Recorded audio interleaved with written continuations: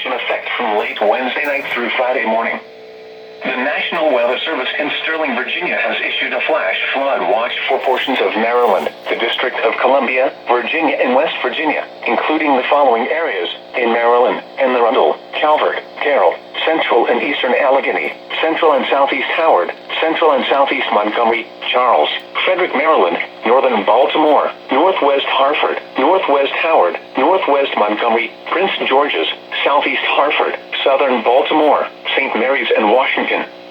The District of Columbia.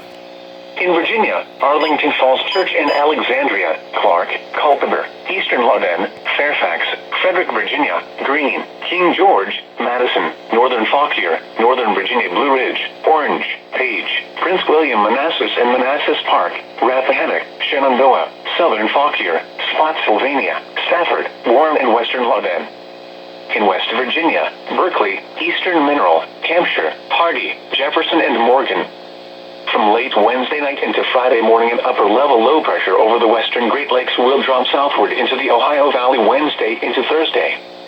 As the upper low drops southward, low-level flow is forecast to rapidly increase over the area Wednesday night, resulting in significant moisture transport into the area.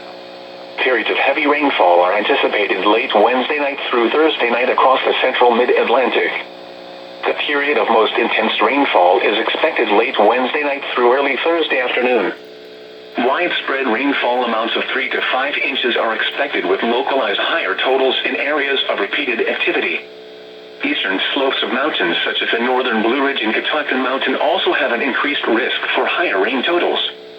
Potential exists for flash flooding of small streams, creeks, and urban areas if